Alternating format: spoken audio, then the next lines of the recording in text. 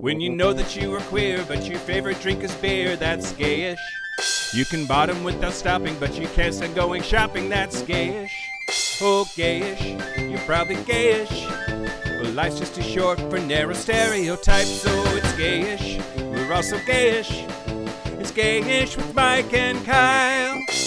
Hello, everyone in the podcast universe. This is Gayish, the podcast that thinks you're pretty okay.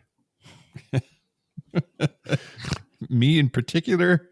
Or interpret how you will. The royal you? Yeah. I don't know. Okay, great. Yeah, that's from Brandon. Thanks, Brandon. I liked that one.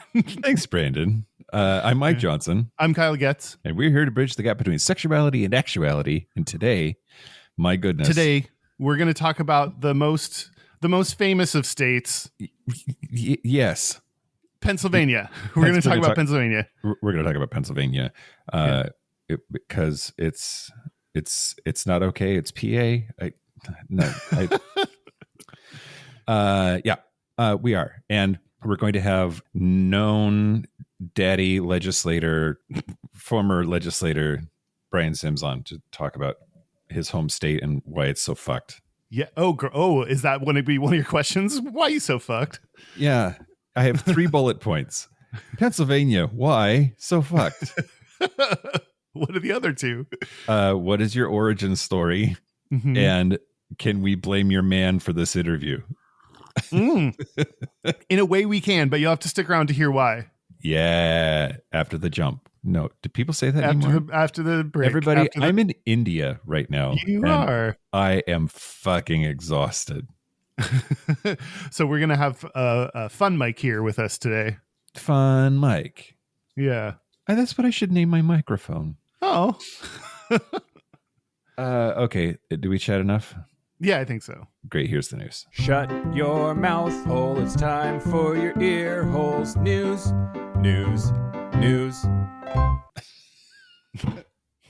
Jesus Christ, go.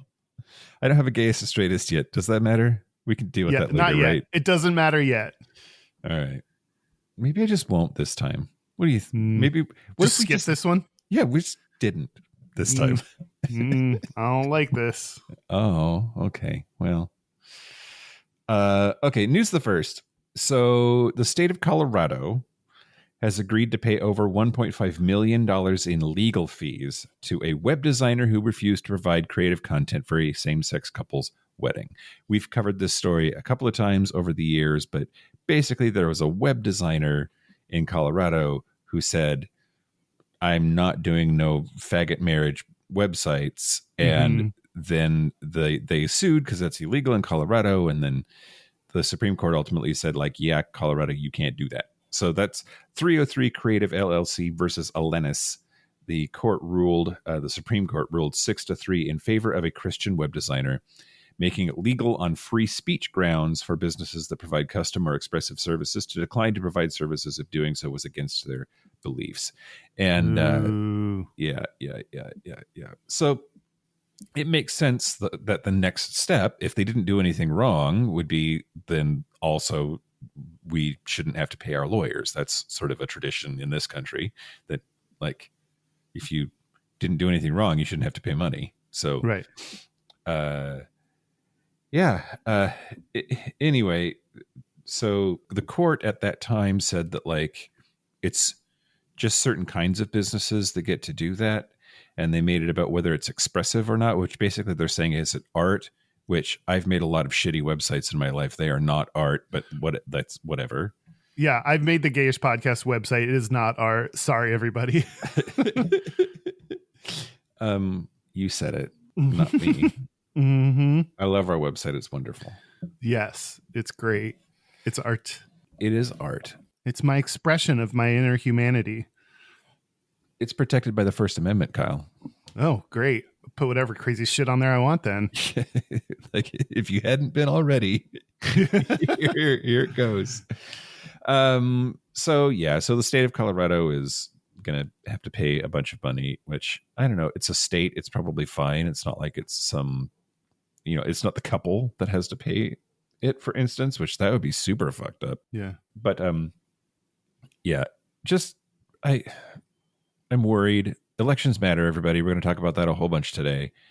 And dickbag fuckface asshole Trump is the reason that this ruling happened and why it's more likely in the future. And if he's reelected, even more so.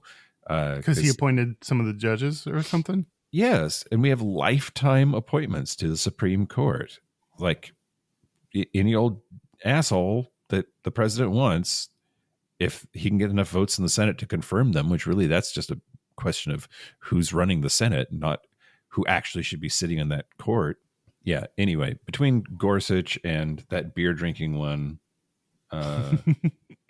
it's full of dickbag fuckface assholes, and that's why things like this are happening.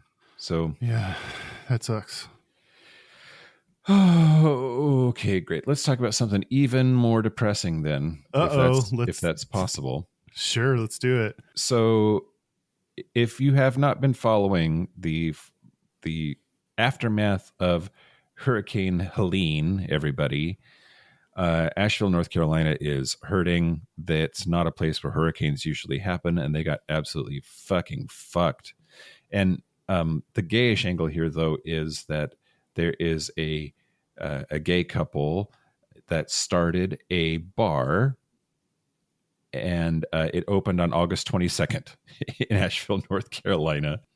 That was, quote, a dream to create an inclusive, queer-owned safe space and meetup spot for the community, which, just in case it goes without saying, like, North Carolina needs more of that. Like, they need more gay bars than we do. Yeah. Oh, no. But yeah, they lost everything. So they took out $200,000 in loans, and just 1 month into being open, it's now like basically a swimming pool. Quote, the building is destroyed. Everything that we bought for the business is either gone, broken, or covered in sewage and mud, which it's a gay bar. Of course it is. But, quote, to walk into a place that my husband and I have poured our hearts and soul and money and resources and all of our time into, seeing it all covered in mud and ripped apart was a gut punch. They are trying to get a hold of their insurance company to see how much of that is going to be recoverable, but they said, we're brand new business owners who've never had to deal with insurance before or a natural disaster. We don't know what we're doing. Yeah, that's true. Everyone there is like, I don't know how to do this. Do you know? No, I don't know how to do this. Do you? No. Yeah. Which that, I don't know. Like, you don't want to be like a doomsday prepper or whatever, but you should maybe at the very least, like, know who to call when bad shit happens. And I don't know. Oh, I do know. Yuki is my insurance agent. So I know I would know to call Yuki. Oh, like an actual person. Like, you know, the person to call. I know the person to call. Yep. That's impressive. Yeah. Well, normally I try to shy away from things like GoFundMe for different causes. But if you are interested in giving money to this couple to rebuild, or at the very least eat food, there's a link to their GoFundMe in the Discord server. Oh, great. Great. News the last. Yeah. This is fucking infuriating, Kyle. Oh, no. Usually you bring us up on the last news story. I can't this time. Not this week. I'm too tired. Okay. Okay. So basically, there's a bunch of conservatives on X, formerly known as Twitter, claiming that U.S. Transportation Secretary Pete Buttigieg has HIV, is HIV positive. Ugh. So a parody account posted it, and then because they can't tell the difference between facts and fiction, a bunch of MAGA pundits picked it up and rebroadcast it as being true. Breaking 911 on X, for instance, at Breaking 911 on X, said, breaking, Pete Buttigieg reveals that he is HIV positive. So here's the thing. Even if he were HIV positive, who cares? Right. And the fact that they think that this is something that is worthy of their derision is asinine. Yeah. They just want to remind everybody that he does butt stuff. Right. Because that means he's a bad person. Right. They think it's an insult to say that someone's HIV positive. Like, they're using it like it's some kind of damning critique on who he is or something, which it's not. and the way they're treating this is real shitty. Well, and one more example of like they literally do not know or care or both what is true. They just don't. They'll say whatever they have to do to win. They play dirty and believe whatever they want to believe. And I just there's even studies that have suggested that media literacy is worse on the right than it is on the left, and like people are bad consumers of information on the right. And unfortunately, it's going to be a close election still between Kamala and Donald, because half of the country just doesn't seem to care about what's true and listens to that orange bloated fuckface. Yeah. One of the things that's going to help decide this election, Mike, Pennsylvania. I know, right? It's true. We should do an entire episode on it. We're going to. It's mostly so we can talk to Brian. But also Pennsylvania is important. Anyway, just somebody having HIV is not a thing that we should be just like talking about, much less as an insult or a thing that disqualifies somebody who is a competent and successful member of the administration. Okay. Yeah, for sure. Fuck those guys. Fuck them. That's the news. Speaking of people we don't want to fuck, wait, we didn't say that. Hold on. I don't know whether or not we want to fuck these individuals quite yet. We need more information from them in order to determine.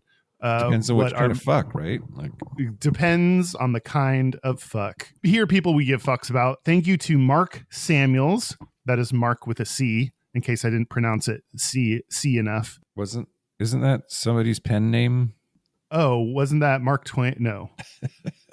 Something Sam. What was Mark Twain's pen name? It doesn't matter. Mark Twain was a pen name. His real name was Samuel Clemens, who also doesn't give us money because he's dead. He doesn't give us money. His estate should. Thank you to Marina Sprague. Thank you to Okay. Just confirming. Just double checking. Thank you to Anthony Earlam, maybe? Earlam? Maybe? Irelam? Tony, thank you. Thank you. And Brad Cole, whose name I probably got right. Did you save it for last because you knew? No, it was just the latest person. Oh, you do them in order? I do them in order. That's usually. Unless one is really funny, and then I put it at the end. Oh, okay. Well, hear that, Brad? There's nothing funny about your name. Yeah. If you want bonus episodes, bonus segments, if you want ad-free episodes a day early, if you want to support the show, hole. If you want to use Mike's hole, then join us over on Patreon. We have precisely 60 bonus episodes that you could go listen to. Go to patreon.com/Gayish podcast. Do it. All right. Do you want to talk about Pennsylvania? Oh, do I? You sound ready and excited to do this. I am really excited to talk to Brian Sims. Yeah. He's hot. Why not? And he's also really successful and intelligent. Okay. Great. Why did you want to talk about Pennsylvania, Mike? You care much more about geography and politics and... Okay. The reason why is, well, first of all, we're responsible for his marriage, but also the election is coming up, and the way we do elections in this country is super fucked. I mean, super duper fucked, because it's not the winner of the popular vote that wins the presidency, but rather each state has a certain number of electoral college votes assigned to it based on population, roughly, in that it's the number of members of Congress that they have. So every state gets at least 2 for their senators and at least 1 for their representative. But other states, the more population they have, the more people they have in the House of Representatives, so the more electoral college votes they get. Pennsylvania has 19 electoral votes and is like neck and neck right now, 50-50 between Harris and Trump. And is like one of a handful of states that's going to actually decide the election. And so it's just super critical. And Brian Sims is a guy who has been a Democrat from the legislature in Pennsylvania and has been successful at that and understands that state. And I really just want to understand what Pennsylvania, what are they thinking?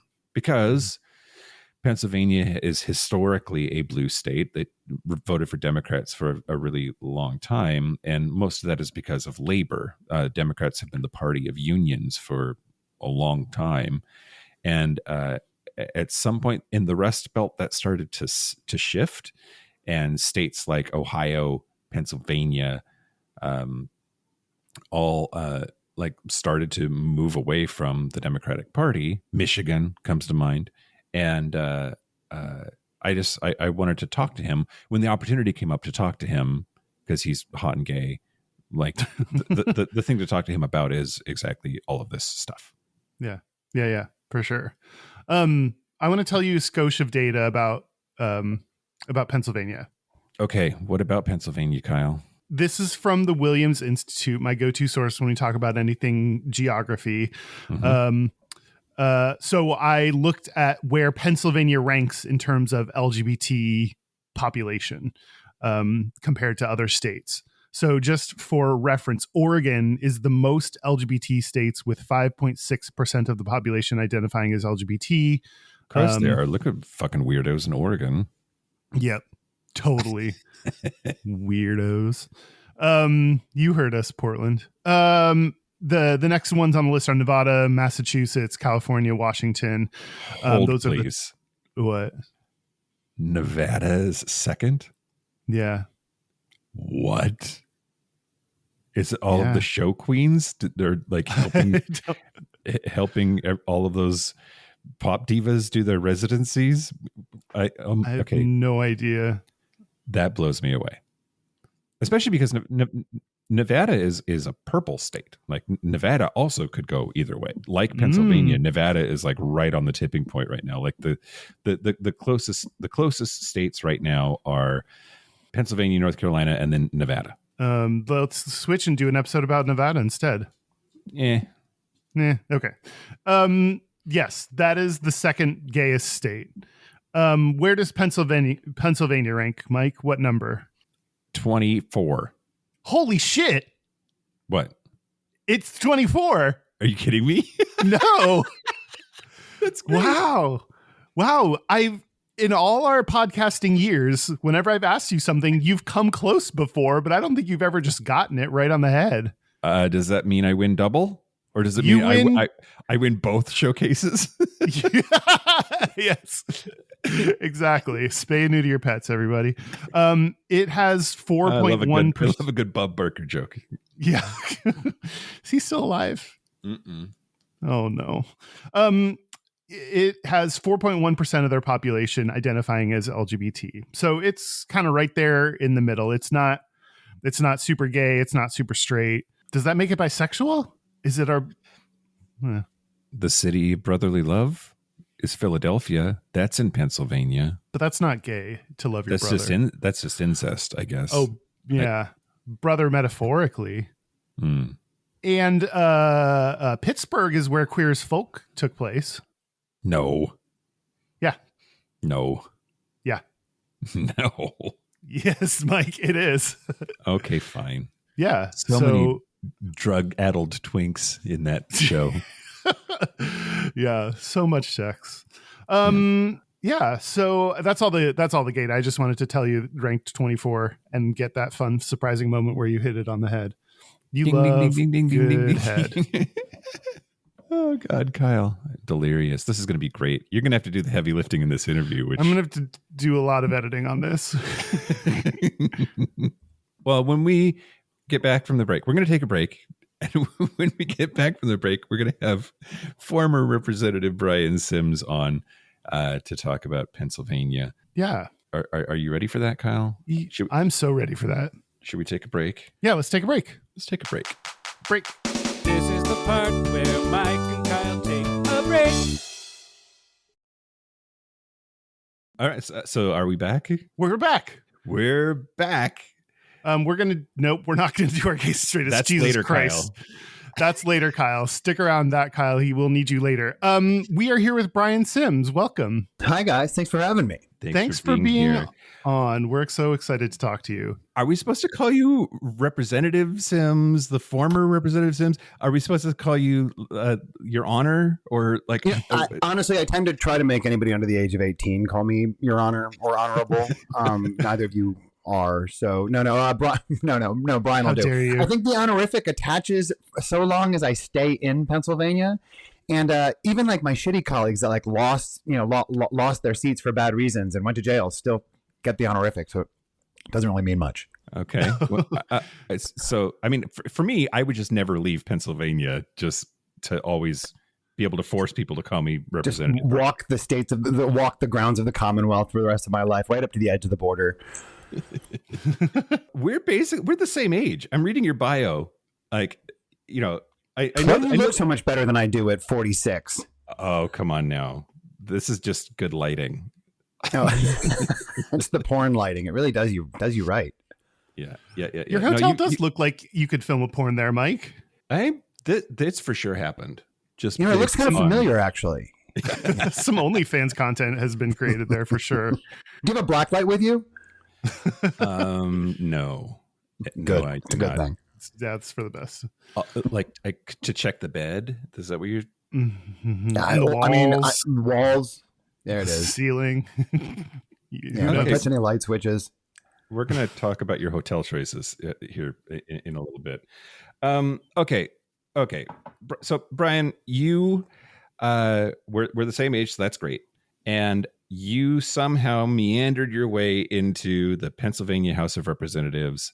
Why did you do that? Oh, that's kind of a good way of putting it. I say that because after having done it, I realized that I worked with lots and lots of people, majority of people that I worked with in the House who thought that they were going to be there from a young age, that just knew their whole lives they were going to be. And that was not my path at all. I ended up there like some of my favorite colleagues, I guess, because I was pissed off about the work that was getting done or who was doing it or how it was getting done. My parents were both Army colonels, lieutenant colonels. And so I'm from a little bit everywhere and not from Pennsylvania. And when my parents retired from the Pentagon, they moved there when I was in middle school. And I graduated from high school and college in Pennsylvania.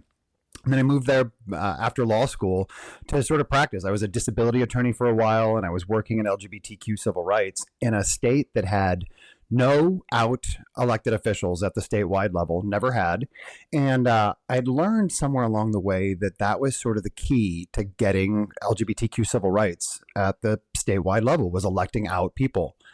And so I tried for a number of years to do that through a few organizations. And then my own elected official said a couple of things that I thought were just wildly transphobic. It was someone that was supposed to be our big champion for civil rights. And so I met with her. I told her I was going to run against her. She told me to go fuck myself. I won by a very small margin and then spent the next 10 years sort of, trying to deliver on the promises that I made to people. Okay, East Coast, West Coast. I mean, go fuck yourself. Is that a direct quote? Because that's something. It is a direct quote. It's actually the best story. So she was, her name was Babette Josephs, and everyone called her Babette. And she was probably 5'4", fiery as hell. And it was part of the reason I'd liked her a long time. This was a Democrat I voted for, but she had stopped championing the things that I and lots of others needed her to champion in the way that we needed her to, and she was just mean as shit.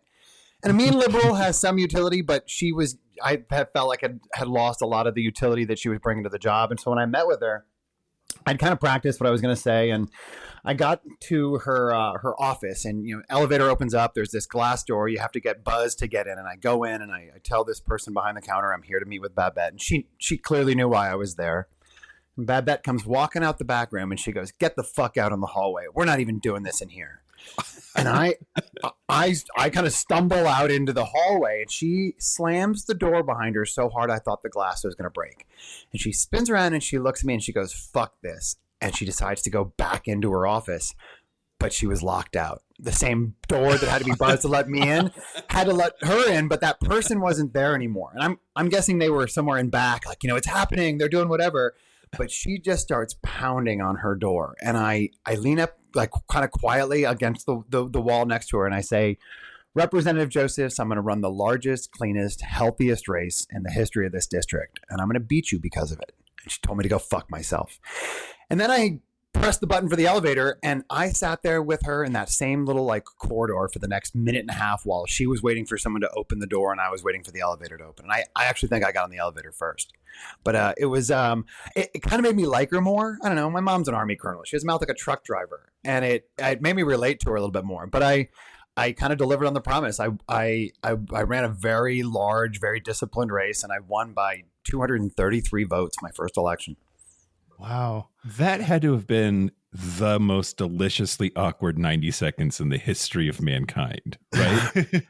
In my whole lifetime, if there'd ever been a camera hovering above me, I would have paid to watch, and the abject fear on my face. I'd love to tell you I was tough as shit about it all, but I don't know. She'd been in office for 28 years. She was she was a real fiery. I think she was an attorney as well. I don't know. I was terrified of her, and I didn't want it to show.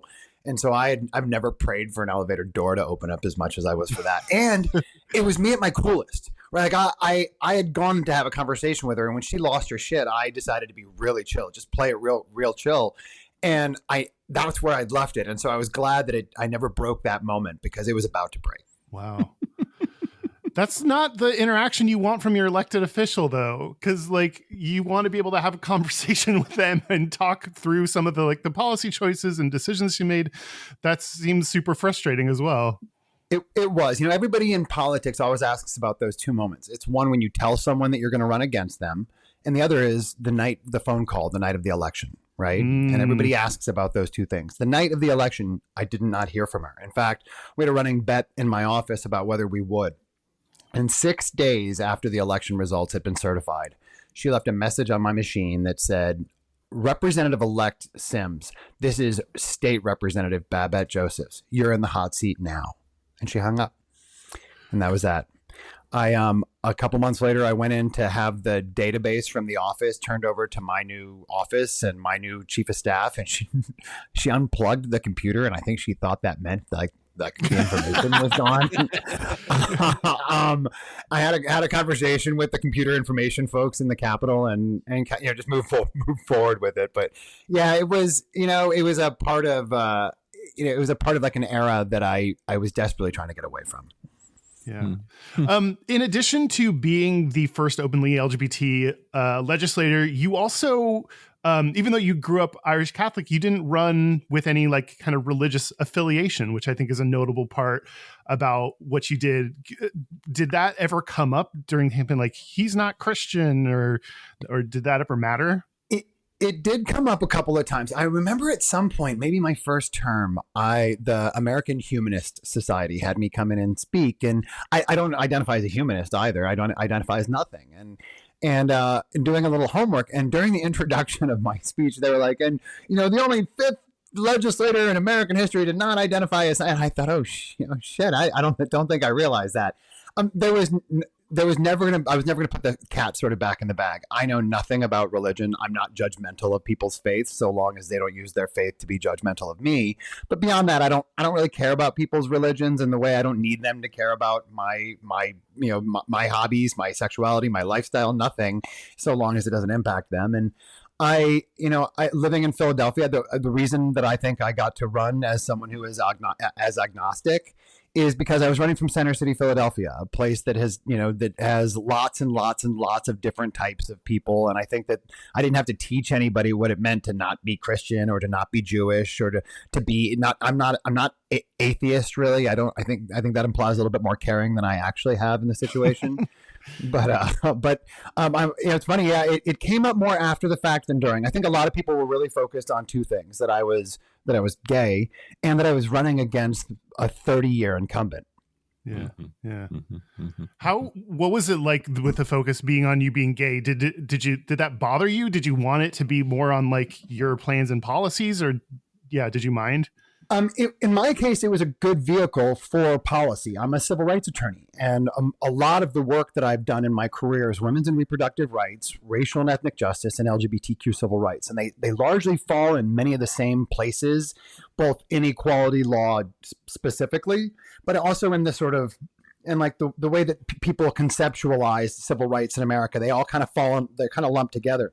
So for me, it allowed me to talk about not just my values and my beliefs, which is what all candidates are supposed to do, but also let me talk about the things that I had done with them, my accomplishments, if you will. How did I turn what I thought into action, and why were those actions the kind that I thought a potential voter should care about when making a value judgment about me? And so in that way, it was really, really helpful to have to be a gay man doing LGBTQ plus civil rights. I'd also, I mean, it's sort of a fundamental part of the reason, it's like that all of us as cis gay white men, part of the reason I have any understanding of marginalization and otherness is because of my gayness. And the better that I could understand and sort of approach that, I knew was going to allow me to be the sort of best feminist that I could be on the floor, the best, anti-racist that I could be on the floor. And so it wasn't so much leaning into the identity as I was really trying to make sure that the things that I had gleaned from my identity, including the policy work, that I was translating that to people, that I wasn't just talking about what I wanted to do. I was talking about who I was, how that had impacted me, and what I had done with it. Mm-hmm. Wow. I'm willing to bet that there are Republican members that you might be the only gay person that they were forced to talk to with any regularity. Do you think there's any sort of humanizing factor because of that? In fact, to be honest with you, it's even more than just anecdotally. We know that to be true. One of the leading indicators of whether or not a state will pass LGBTQ civil rights of any kind is if they've had an out legislator. And oftentimes it's not that legislator themselves that is the prime sponsor, the impetus of a lot of LGBTQ civil rights legislation. It's the exposure to them, to your point exactly. Now, do I think that suddenly there were all these Republicans in places where they had just never been around queer people meeting a gay person for the first time? No, but it was sort of the in many ways their hoods were off, right? They couldn't pretend that they had never met a queer person, or they couldn't pretend that their aunt and her friend weren't anything other than lesbians, right? Like I think I robbed people of the excuse that they were giving themselves, or more importantly, that they were giving to their constituents about why they weren't supporting queer people by saying, I've never met one. Well, that's, the 2000 census said that LGBTQ plus people were in 99.8% of counties in America. It was 24 years ago. Every Republican that I've ever worked with has met LGBTQ plus people. I mean, I'll tell you that my capital and most capitals that I've ever been to are filled with LGBTQ staff. And there's not often much of a divide between Republican and Democratic staff when it comes to LGBTQ numbers. And so, yeah, I told myself that to maybe, Kyle, to answer your question about what did my sort of outness have to do with it. There is a big difference between people seeing gay in theory and seeing gay in practice. Knowing that I'm a gay man, but looking at me thinking I just look like a regular cis white straight man in a picture or from across a room, or if I'm silent, doesn't accomplish the same things as seeing me holding my boyfriend's hand, or seeing me at a pride festival, or hearing me talk about how bodily autonomy, whether for women or LGBTQ people, is a fundamental human right. And so trying to make sure that I was bridging those things was really important, both for sort of why I put myself in this shit out situation to begin with and what I wanted to get out of it. It's easy to hate an idea, and it's harder to hate a person. And like once there's a human there, I think that makes it a lot more difficult to sort of harbor those dehumanizing prejudices that people have. Well, unless that human sucks, every one of us knows, one person that we think represents, a bunch of people we don't know, but that one person might suck, and so you try hard not to be that person too. Yeah. Wait, were you in office at the same time that the Downton Abbey guy was in DC? Aaron Schock. Oh yeah. Yeah. Oh yeah, the white belt guy. Yeah. God. Yeah, I remember hearing about Aaron Schock a lot early on when I was in office, and other than I think we all should have issued like a fatwa on his penis. No gay man should have ever gone anywhere near Aaron Schock again after that. I'm glad I've never run into him, and I've never seen him at anything. Yeah. I also don't go to like Sieges. For Fire Island or whatever he was seen at here recently. He's been on an apology tour too, I think. Okay, well, let's talk about Pennsylvania. So in 2024, Pennsylvania went for Biden, but by like the smallest of margins. But 2020. 2020. Sorry. And then, but in 2016 went for Trump.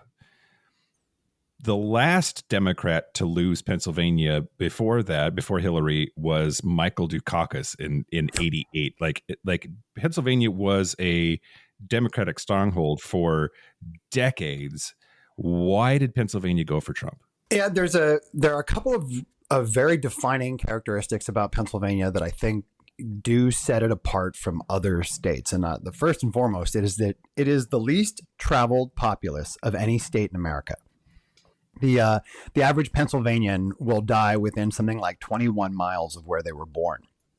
And there's a silver lining to that. And from what I remember from the data is that the other states in like the top 5 were all places where people didn't feel like they had an opportunity to leave. And Pennsylvania was a place where people didn't want the opportunity to leave. They wanted to stay where they were. But what that's created is it's created a lot of people who haven't traveled a whole lot. Now, to your point you were making earlier about sort of different people and how you get to interact with different people, travel is one of the 2 leading indicators of how a person will view civil rights in America. The more you travel, the more you realize either we're all special or none of us are special. But the idea that you're something and everybody else is something else really disappears quickly when you travel. And so Pennsylvania has 67 counties that in many ways operate like 67 independent states within the Commonwealth. I like our government. We have a divided government. We elect, we've had other than there's been a lot of gerrymandering from Republicans in the House and the Senate, but we may be a little close to like Massachusetts. We can have Republican governors and Democratic houses and Senates and vice versa. And I think a lot of people think that speaks to a real divisive nature. And I think it speaks to the opposite. It means we can all kind of be around each other. You can have Republicans and Democrats live next door to each other in Pennsylvania in ways that they don't often in other parts of the country. And yeah, a lot of the counties in Pennsylvania are red, but a lot of the counties in Pennsylvania don't have huge populations. And it's like when you see those maps of the U.S. about where you're reminded that land doesn't vote, that people vote. And you see that it's the circles versus just the blanketing of red and blue. Pennsylvanians are people that are not very liberal and not deeply conservative. I think that if there was we all joke about what a third party would look like and how most of us would be in it. Most Pennsylvanians would be in that center third party. I think that there is a frustration from Pennsylvanians on the right when things go too far to the left. And I think there's a frustration from Democratic Pennsylvanians when things get too far to the right. And I think that's part of the reason Pennsylvania is so important right now. These are not California Democrats, and these are not Alabama Republicans. They're a lot like the Democrats and Republicans that our parents were. And so they're a little bit more higher information, but they want more local data. They're deeply political. Pennsylvanians are used to people knocking on their door, twice a year, talking, usually candidates themselves. I've campaigned in all 67 counties in Pennsylvania. I've knocked on doors and people are used to it. And so I think what happens is that there's this tendency with our crap politics of late to think that every place that has nuanced change is because of how divisive and cracked down it is. And I don't think that's Pennsylvania. I think it's, we're a state that's got a couple 100-year history of being very politically influenced and influential.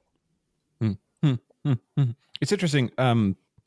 The thing that I'm worried about actually is not just divisiveness, but is it because Hillary has a vagina?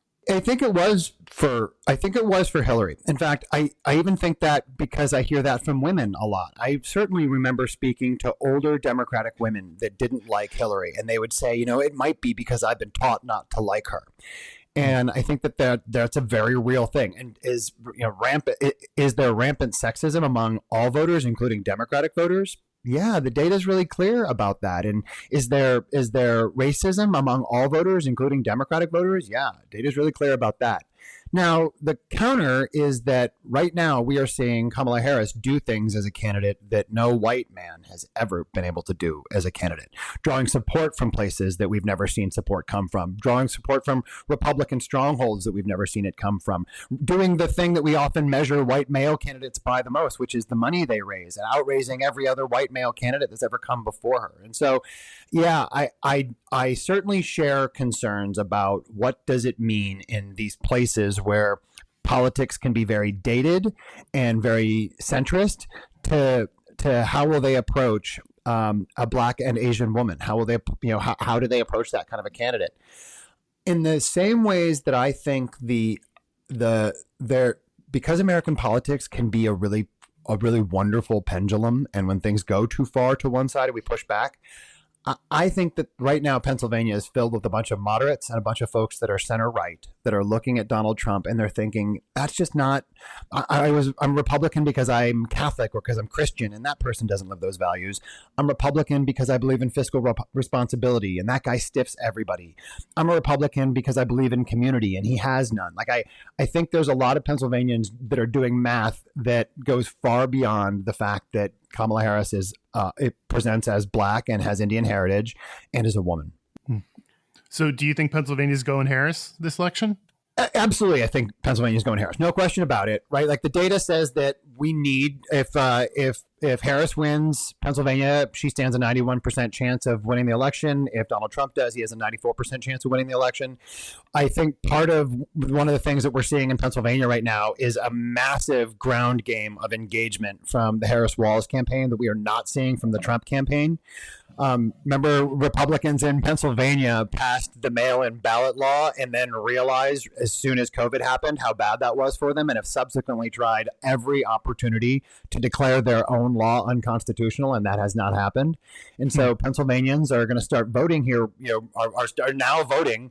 And I think that what we're going to see is that thing that I remember in like the 90s and early 2000s on a lot of news stations, they used to talk about how the counties that surround Philadelphia, Bucks County, Berks, Chester County, Montgomery County, how they are sort of microcosms for how blue collar working class America votes. And I think we're going to see that again. You know your data. Do you like read a bunch, or do you have like a twink with a clipboard that tells you what exactly. You need to know? Well, hold on, let's ask him. No, it's like all things. I bet I guarantee you, you guys have expertise in things that would blow my mind and that I know nothing about. And when somebody needs that, you can spit out some things about it that really matter to them. I know who my sports friends are. I know who my foodie friends are. In my friend's life, I'm the civil rights person, and I care deeply about politics as a way of accomplishing them. And so I should know my shit. Are you worried about the Bradley effect at all? That people are that Kamala is polling better than she's going to actually do on election day because people are afraid to say to a pollster, "I'm not voting for her because she's a woman or because she's a woman of color." Yeah, I think I have not learned all of the lessons in politics, but one of them that I think I've finally learned is that polls are bullshit. I have yet to see a poll that I honestly thought was truly predictive in nature, or a poll that I looked back upon and thought, oh, that was a really accurate poll of what was happening. I think the pool of who is being polled never ever makes any real sense to me. And every time I ever see anybody try to identify somebody that's a cross section of American voters, it's just the wackiest, screwiest people that couldn't get out of having to answer those questions. And so it's sort of like jury duty, where it's so easy to get out of jury duty that the people that are in jury duty either believe deeply in civic engagement, in which case, thank you, or you just didn't know how to get out of it. I feel like polling is just not doing. I think we're in this weird era where how we all exist digitally, how we all use phones, how we feel and respond about politics is just an utter sort of mishigas. And I don't think that we're accurately capturing it in polling. But so to answer your question, it's sort of how I feel about this massive groundswell of fundraising. It's nice. It doesn't mean you win. And so, every campaign I've ever been a part of, all the folks that ran my campaign say you spend to zero and you campaign like you're losing by 10 points. And that's what I see from the Harris campaign. They're also giving money, they're at a point right now where they're also spending money to help, members of Congress, recognizing that if we want the policies that the Harris-Walz campaign is promising us, if they win, that we also need a better Congress. And so I like to see that they're spending money and putting a focus on those races as well right now. That seems that's the sign of a very healthy race. Yeah, I've heard that the Harris Wells campaign is really, really good down ballot, and that was sort of why Uncle Joe decided to step away, was because that was the most compelling argument for him, was that the down ballot races are suffering, and she's sort of rectifying that. I wanted to pivot real quick and ask about the state of trans rights in Pennsylvania. How does it compare to the rest of the country? Trans people are the whipping post of the century so far, but especially in this election cycle. What are things like on the ground in Pennsylvania? Not great, but better than they are in several other places. So to your point, right? So of the roughly 650 or so anti-LGBTQ bills that have been introduced across the country this year, if I had to guess, I'd say many more than half. I wouldn't, maybe not 2/3, but more than half are explicitly attacking attacking trans people. And we all kind of know where they get attacked, right? You're getting attacked issues of education, bodily autonomy, healthcare decisions, sports. I like to remind people, sports and bathrooms. Well, so no bullshit. It is statistically true that more Republican men in Congress have been arrested for sexual misconduct in public bathrooms than all trans people in American history. Right? We always talk about creating finding a solution for a problem that doesn't exist. This idea that trans people create any risk in public bathrooms is a truly manufactured problem, but it was a very effective one, right? It allowed Republican legislators across the country to introduce bills that they could slide into committees, slide into state legislatures, municipal legislatures all across the country to attack essentially the bodily autonomy of trans people very, very effectively, I might add. It's sort of, I feel somewhat in the way that I do about these book bans that are keeping trans kids from learning about other trans people, that are keeping cis kids from learning about trans people, and these attacks on the healthcare decisions that trans kids and parents are making. There is a sort of a bullshit ideology that trans people are under so much attack right now as a way to sort of peel them off from the rest of the rest of the queer communities, and maybe it's a divide and conquer approach. And I swear it is because there has never been a moment in LGBTQ plus history where we've advanced our rights without trans people at the sort of helm. Like trans people tend to be some of the most effective leaders of LGBTQ plus equality in our movement's history. And so by attacking trans people's ability to play sport, to gather, attacking their healthcare decisions, their ability to attacking their freedom of speech, at the same time that we're attacking trans kids, is about sort of picking off both our future and our sort of current leaders. And I wish more LGB people would understand that,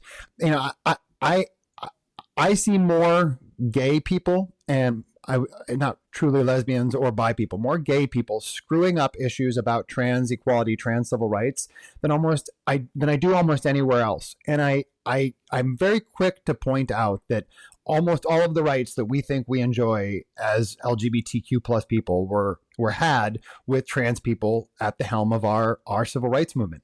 And so these attacks right now are very insidious. They're a very pointed, insidious way. And so in Pennsylvania, I'm happy to say all 26 Fortune 500 companies, for example, have trans inclusive policies in all of their businesses. That we have a Human Relations Act, which in our case covers housing, employment, and public accommodations. But we have not passed the Equality Act to include sexual orientation or gender identity because of the Comstock decision from the U.S. Supreme Comstock decision. There's a decision that came in June of 2020 on LGBTQ civil rights, that it can sort of extend those rights into employment law at the statewide level, but they're not good. So to answer your question, is are trans rights increasing in Pennsylvania? We finally have taken back control of part of the legislature after the gerrymander, and that's been a really, really good thing. There are now 5 out members of the General Assembly in Pennsylvania, and so there's never been a sort of better opportunity to advance trans rights in Pennsylvania.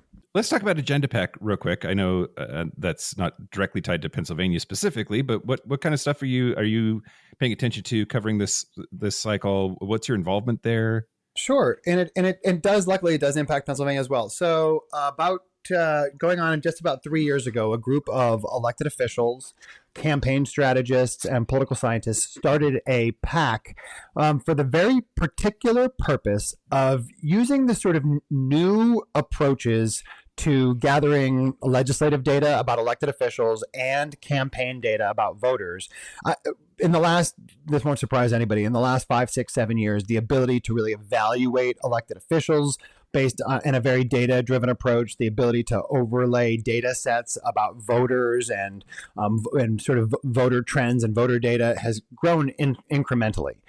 And this group decided to use that approach to identify the most beatable bigots in America in any given election cycle. Who are the most anti-equality elected officials in the country, and comparing that with the list of elected officials in the country that are most likely to lose in a given election cycle with engagement from honest opposition. And so they're the group that went after the Moms for Liberty candidates, all those school board candidates, and they beat 14 of the 15 Moms for Liberty candidates in the last cycle. And so maybe 8 months or so ago, I got asked if I would join as a senior advisor. And I said yes, because the group of advisors for this organization are some of my favorite queer politicos in the country. It was both flattering to be around them, and I just enjoy watching them work. And this year, we used that data to identify the 10 most anti-LGBTQ elected officials in the country that we can beat this year. And 9 of them are at the statewide level. 1 is at a federal race. The 9 that are at the statewide level, 2 are in Florida, 2 are in North Carolina, 2 happen to be in Pennsylvania. And it became really clear about a month or so ago that what started as a project of a lot of queer professionals had just sort of grown to a level that it needed to have a sort of some singular leadership. And I was brought in to sort of fill that role, to be the new leader of it. At a critical time, I was brought in, I think, with about 45 days to go before the election. And this approach to beating the most anti-LGBTQ people each cycle that we can beat matters to me a lot. I see a lot of resources going towards races that are, where people cannot be beat. Some of the worst, the most heinous, the most sexist, the most xenophobic, the most homophobic and transphobic elected officials in the country are in very deeply entrenched districts where that homophobia, that transphobia is a part of the reason they get reelected. But not all of them. There are a lot of copycats. There are a lot of people that think they're leading the charge, that they're going to get the resources, they're going to get the money, they're going to get the attention for attacking our community. And they're in places where those attacks don't fly with their voters. And a lot of their voters just don't know. If you're an incumbent, all the messaging that your constituents are getting is coming from you. And unless the challengers are teaching them about you, and often, in fact, almost all the time, we tell Democratic challengers, you spend all of your money teaching people who you are, not who the incumbent is. And that works sometimes. But when we have these really heinous anti-LGBTQ elected officials, voters, not only do they deserve to know, we find that they really want to know. And so I'll tell you that one of my favorites is a guy that we're going after this year named Fabian Basabe in Miami. This guy was a gay New York socialite who married a woman, who had children, moved to Miami-Dade County, ran for office and won, and might be the most duplicitous elected official in office since George Santos. He, depending on what audience he's in front of, he's either queer or he's not. He's being accused of sexual harassment by multiple male staffers. He's got a bunch of biting incidents. And he's got this really fantastic gay challenger who's worked for Equality Florida for years, running against him. And, Fabian's one of our targets, he is one of the most beatable bigots in the country right now. And he's exactly the kind of person that he's come out swinging against LGBTQ rights. As I don't know if he's in the closet. I don't know. I think it depends on the day and the mood that he's in. But, people like that, not only do we not need them in office, we need honest brokers for issues and for civil rights, and he's not that. He likes to bite, or he likes to get bit? Yep. You both got stuck on the biting. Yeah. Sorry. You said a lot of intelligent things after that, but I kept thinking in my head, biting incidents. What is that? Google Fabian Basabe biting. That's what I want people to do. He has biting accusations. Great. Is he a vampire? Is he a secret gay vampire? Honestly, in the same way that I think George Santos told everybody he was everything under the sun, it would not surprise me whatsoever if Fabian Bissell, he kind of looks a little vampiric, if that's a thing, but yeah. I don't know. He just seems like the most intense pathological liar. He was on a reality TV show with the Kardashians as like a trust fund kid. Wild. Interesting. But then there's also a federal race, for example. The only federal race we're in is a guy named Ken Calvert in Southern California. He won his election in 1991 by outing Mark Takano. And by like the late 90s, even Fox News was calling him the most corrupt member of Congress, or among the most corrupt members of Congress, because he was figuring out, because of his committee service, where federal appropriations were going to go for infrastructure or energy or whatnot, and buying places there and then flipping them and selling them. And he's worth over $20 million now as a member of Congress for 30 years. And he's got a phenomenal gay challenger as well. But last year, Palm Springs, California got drawn into his district. He's been eking through these wins by small margins, and now he's got all the voters of Palm Springs, which we've got to teach about, that Ken Calvert has come out against LGBTQ rights at every single point in his career he's ever had the opportunity to. And he's used his time in office as the most prolific sort of insider trader that our government's ever seen. On the Agenda Pack website, you have the 2024 Hate Squad. Are these members of the Hate Squad? These are members of the Hate Squad. Yeah. Okay. Yep. It's people like Susan Palencia in Florida, Joe Emmerich in Pennsylvania, Valerie Gayish in Pennsylvania. They're people that have helped lead the charge on banning trans kids from playing sports or being in bathrooms. The people that have opposed our LGBTQ equality and housing and employment, those things. Gotcha. And what is Agenda Pack's role? Do they like provide funding, or how do you help support some of these campaigns? Yeah, so we do that. We do what we call classically is called an independent expenditure. We were talking earlier about how Democrats are taught to spend their money about who they are. And I was I was taught this as a challenger the first time I ran, and I was taught it every election as an incumbent, that every dollar and every resource you raise, you spend teaching people who you are. You don't teach them your opponent's name. You don't teach them about your opponent's record. And that I think there's this, it's not a when they go low, we go high kind of a thing. I think it's often borne out in the data that it's a waste of money to, like, for example, many Democratic voters don't want to see attack ads. And so, depending on the framing of a message, you're either informing them about your opponent's awful record, or you're attacking them, and you have to be careful. But who that has benefited the most are these candidates, the worst of the worst, the most heinous, the most anti-equality elected officials, tend to benefit from this idea that Democrats have about not sort of coming for the people that they are running against, even though Democratic voters say they want to know information about sexist, racist, xenophobic elected officials, especially if they are their elected officials. And so what we do is we get creative using a bunch of LGBTQ political talent to come up with campaigns that teach voters in these districts specifically about the issues of these terrible elected officials that are most likely to get them to vote. And it's not always anti-LGBTQ stuff. In Palm Springs, I want every Palm Springs voter to read billboards on that one highway driving into Palm Springs about Ken Calvert's, homophobia and his transphobia. But there's going to be a district in Florida where the thing that people care the most about was an insurance expenditure. Yeah, we know that person is also one of the bigger LGBTQ bigots, but we're trying to get her out of office. And her constituents want to know about her actions with respect to her fiscal policy. And she's had terrible fiscal policy. So we'll focus on that. But it's everything from, when before I got here, when they eliminated the 14 of the 15 folks running with Moms for Liberty, they got into their national conference and essentially hung door hangers on every single door at their national conference about their transphobia, their homophobia, the works. It's nice having sort of creative queer people doing creative queer political content, especially when it's about calling out the worst actors in the country. You're giving me some optimism for the future by both talking about how you think Pennsylvania is going to fall in the election, and by talking about identifying, seats that are open or risky for incumbents and that you're going after them. Do you feel optimistic about the future? You know what? It's so funny because, like a lot of people, especially somebody who's spent 10 years in politics, I was in a bulletproof vest my last 3 years in office.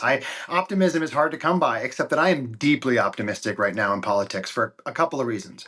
One, I think we are going to see a very substantial Harris win. I think the win number is going to be very high, close to an unprecedented high in this era. Of course, I understand that there are going to be very serious issues with the Electoral College. I think that if we get out past about the 4.5 million vote mark, which I think we're going to go way past, then the Electoral College isn't as much of an issue. But there will be issues with the Trump campaign filing lawsuits in states to stop the certification of results. In states where Supreme Courts can't just go down and pluck out a lower court case, where they have to kind of work their way through the courts, I think we'll see that happen. And so I still think there's a lot of craziness that's going to happen with this election. But, for me, one of the antidotes to broken American government, current American government, is more women in office, more people of color in office, more LGBTQ people, more second generation immigrants. Not just because we're here and in a representative democracy, we should also be in government, but because the data says we do really good things in government when we are, that we're more collaborative, that we know how to focus on other people's hardship that we haven't just borne ourselves.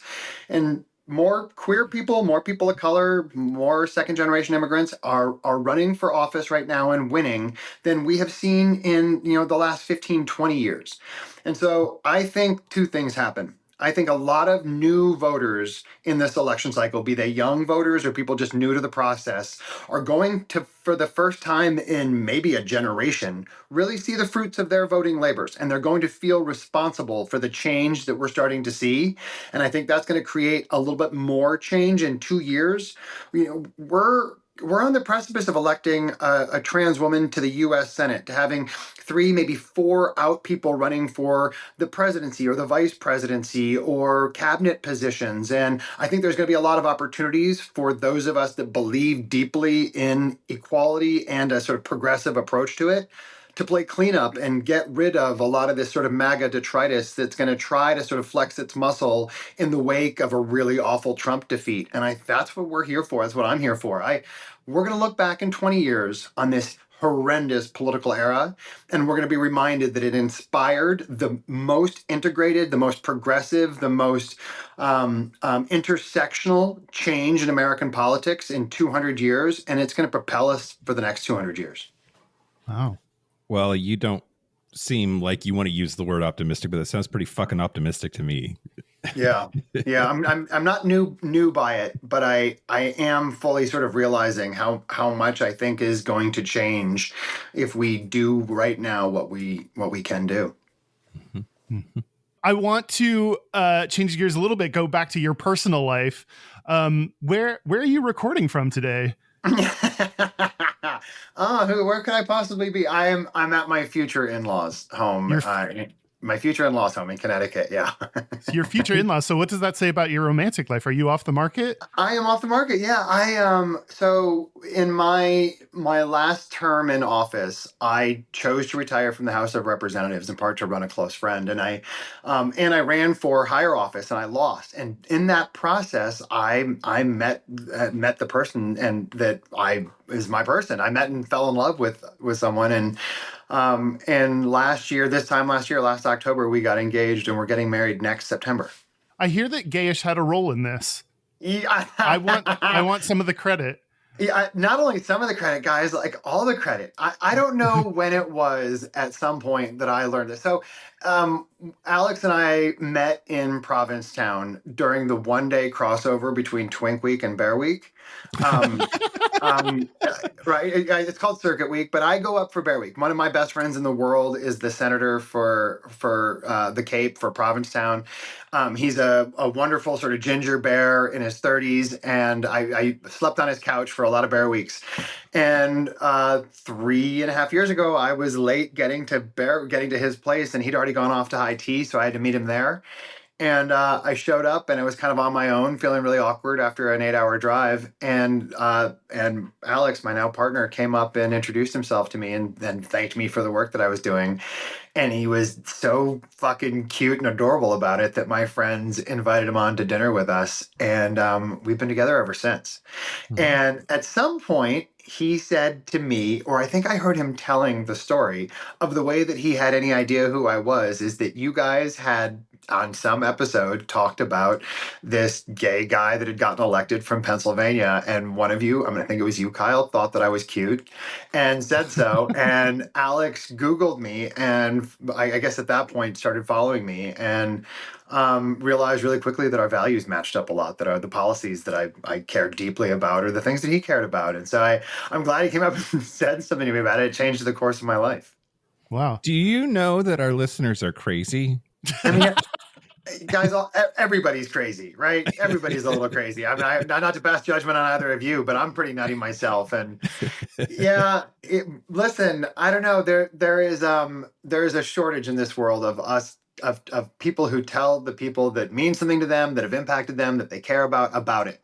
I don't know. I think we all think we're all too cool to tell people nice things about them, or that inspire us about them, or that we think we can only tell them that if they're going to share something similar about us. And I don't believe that. I love telling the people around me what I love about them and what inspires me about them. And while I like a lot of people, I don't always take compliments really well. I was genuinely flattered when he came up and said hi, and I also really wanted to sleep with him. And so it was just like it was like the combination of all the right gay things. You took it well when it was from Alex. Wow, man. That's what I heard. Something like that. Okay. When I tell this story, I'm going to say Gayish is the reason that Brian Sims is getting married, and we have 100% of the credit for that. That's No how lies. I'm going to say. Okay. Okay. Yeah, no lies. Honestly, there's a phrase in Latin, res ipsa loquitur. The thing speaks for itself. It's implied that you guys are the reason I'm getting married. Yes. I'll never feel any other way. Excellent. That's Excellent. beautiful for me. We did a whole episode teaching our listeners how to effectively stalk someone. So I think, Yeah, strangely, we somehow missed episode 107 when we were listening. Huh. Yeah. The early years.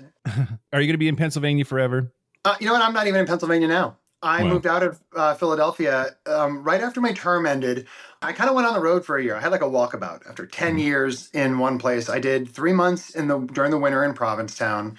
I did 2 months in Berkeley with my partner while he was wrapping up some schooling out there. And then we went to LA and then Hong Kong. I wrapped up last year in Hong Kong before I moved to Manhattan in January. We got a little like cabin on a lake in Jersey and a smaller apartment in Manhattan. Yeah, I spent my whole queer adulthood avoiding moving into Manhattan, and now I live in Hell's Kitchen, and it's great. That's amazing. Yeah. And I'm back in Pennsylvania a lot, including next week. Next Saturday with Queers for Kamala, I am taking a group of people to go canvass in Pennsylvania. They just did it yesterday, knocked on about 5,000 doors in Bethlehem, Pennsylvania. And so there's lots of room to sign up to join the Brat Bus if you're anywhere near New York City to come down and knock doors with us in Pennsylvania. That's amazing. Well, thank you so much for sharing your perspective, your experience, and your optimism with us. I don't often leave Gayish feeling better about the world, but this time I do. So thanks. Do you have anything, any last final words, especially for those in Pennsylvania? Every Pennsylvanian I've ever met hates the fact that they are the sort of epicenter of the political world every cycle, but it has never been truer now.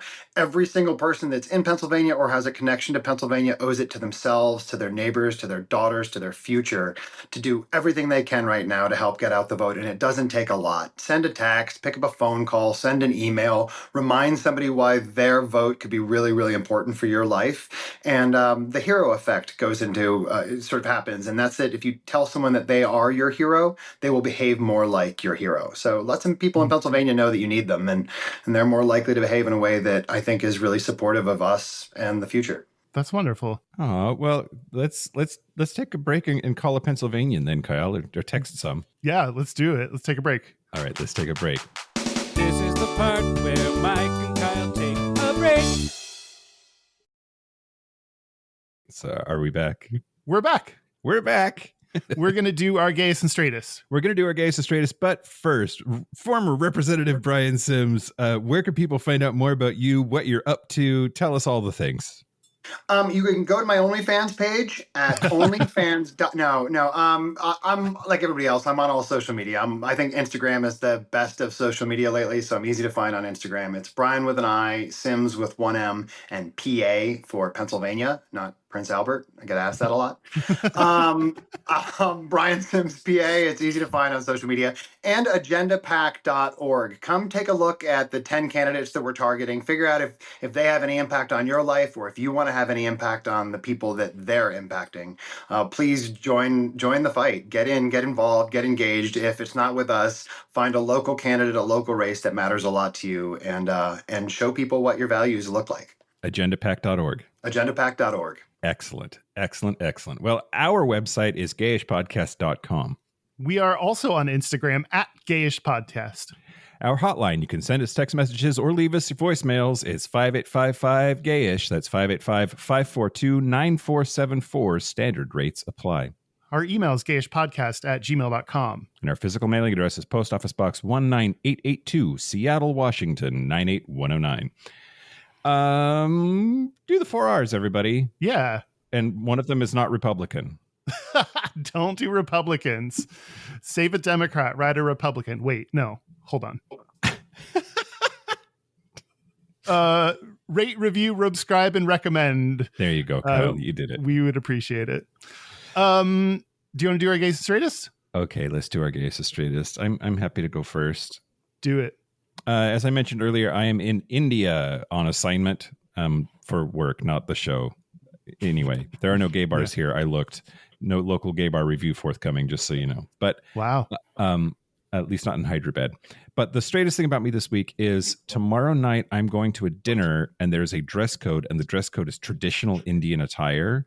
So the straightest thing was the 5 white dudes that had the one Indian girl on my team take us all shopping to tell us what to wear. It just felt like the days of my ex-wife dressing me. You know what I mean? Yeah. Yeah, totally. She's like, you're going to buy this, you're going to buy that, you're going to buy that, and you're going to wear them. I'm like, great. Excellent. Thank you. The worst of getting bossed around and cultural appropriation. Right. Yeah. Well, and I had to be like, just tell me the best thing I'm dressed for a wedding. Do I look like the president or something? Like what? Give me the right vibe, because I have no idea what's going on culturally whatsoever. But then the gayest thing about me this week, my friend Ian, who is straight, but he is an ally. We were shopping for traditional 3-piece attire, where it's a like a long shirt that goes like down to your knees, and then a vest over it with like these pajama pants. And I picked out the tops first, and the clerk said, "Does he need a bottom?" And Ian said, "That's complicated." I thought it was hilarious. I can't get over it. He's just like the most straight-laced dude ever, and like made a gay joke on my behalf in a foreign country. Kyle, how about you? How about me? My gayest is only. I was originally going to talk about how slutty I've been this week. That would have been my gayest, except the only gayer thing that I could have done is I watched the movie Funny Girl. I think that's gayer than gay sex. I have never seen it before. I am not a Barbara Streisand gay, so after seeing this movie, I'm starting to get it. I'm starting to understand. One of my friends is determined to educate me on Barbara Streisand. So that is my gayest. My straightest is, I said last week that I was getting my hair cut, and that was going to be my gayest, but it's my straightest because I waited so long to get my hair cut. Gays are supposed to, I think, be a little bit more like up to date and fashionable than I am. So it took me a little bit. It takes until my hair looks gross till I'm like, I should get this cut. So the fact that I took so long to get it cut is my straightest. Your haircut threshold is your straightest. Yes, exactly. That's exactly it. Are you a tech billionaire or are you indigent? Right. Yeah, exactly. Yeah. I'm just lazy. Brian, what about you? What's your gayest and straightest? So I'm gonna do them in reverse. My straightest last Saturday I was the captain of my college football team, and it was we had a football reunion, which was not the straightest thing that I did all week. The straightest thing that I did all week was the handshakes at my football reunion. For fuck's sake, you would have thought that we were like knights of the round table, like gripping up each other's forearms. Like it was very Game of Thrones. These are guys that I've loved to death. I've seen every one of them cry, bleed, throw up. I've seen girls reject every single one of them, but somehow getting together for a reunion required the butchest, most toxic handshakes that I've ever given out, and me included. It wasn't just that I was a recipient. I realized really quickly, like, oh, this is what we're doing now. Like, all right, well, I've got some grip strength. I'm a gay man. Like, let's do this. So the handshakes at my college football reunion were the straightest thing that I did all week. The gayest thing I did all week, I did on Friday. I was in New York for a wedding. My fiance's close friend getting married, and we checked into our little hotel, and it looked kind of like a roadside motel. It was only 2 stories, and you park your car right in front of your door. And we'd gone in to drop our stuff off, and I was walking back out to get something from the car, and the stupidestly hottest person ever was who I guess is in the room above us, was coming down the stairs, and I just stopped like deer, like stopped, looked him right in the eyes, and ran back into my room and slammed the door and yelled, "Babe!" I was like, "There's this super hot guy." Like, I was like one of those like inflatable, like roadside, inflatable tube arm guys in our hotel, while I was like screaming about the super hot guy staying above us at the motel, which was the gayest thing I did all day long. I think reports of hot dudes is one of the best parts about being in a gay relationship. It really is. Well, we don't ever cross over. Like to look at us is to know that we are not, like, we don't have the same type. We're each other's type, but we don't have the same type. And so what's become fun as a gay couple is trying to find the elusive crossover. Sure. Right? Like who is this unicorn that might be hot to both of us? Because it's a rarity. The times I'm like, whoa, check out that guy. My partner is kind of twink blind. Like, if you're under 30, he might not even know you exist. Like he just thinks it's a pair of like sunglasses and shoes floating down the street by themselves. And so we don't have the same type. So when it does happen, that's one of my favorite things about being a gay guy, is just to be able to be like, ooh, look how hot that guy is, and not have him be like, wow, how dare you. I'm robbing the cradle. Thank God for twink blindness. Well, I don't have daddy blindness, or I wouldn't be able to see any of my friends, but the twink blindness is real. I love it. I love it. Well, Brian, thanks so much for being on the show. Thanks for sharing your wisdom about Pennsylvania with us, and just being a generally delightful person. Guys, the pleasure was all mine. This was way cooler than I thought it was even going to be. And honestly, I'm real grateful for the fact that I can 100% credit you with my relationship. And I'm glad to leave you a little bit more optimistic than I found you. Kyle, we got that on tape. I know, it's recorded forever and ever. And thanks to the entire state of Pennsylvania in advance for voting for Kamala Harris. Thank you. Yep. There it is. Exactly. And thank you to our super gap producers. Thank you to Locomotive, Kaylee Adams, Kit Oliver, Kobe Gordon, Squoggle, Pip, Andrew Bugby, William Bryant, John Crowley, Yost Dosel, Jonathan Montañez, Forrest Nail, Steve Douglas, Explosive Ladanya, Michael Covington, Just Jamie, Thomas B, Dusty Sands, A. Coleman, Chris Kachatorians, and Jerome York. Thank you for your support. Thank you for your money. That's it. This has been Gayish from the Chris Kachatorian Studios. I'm Mike Johnson. I'm Kyle Getz. Until next week, be butch, be fabulous, be you. See you next week. See you next week if I don't die. Jesus.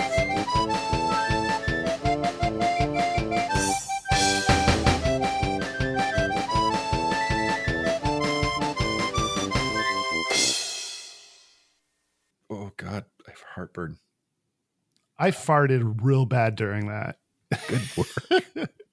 It was a bad one. Even I was like, oof. Poor Reynolds. He's right behind me. He probably fucking loved it. He's a dirty, dirty boy. I click stop now.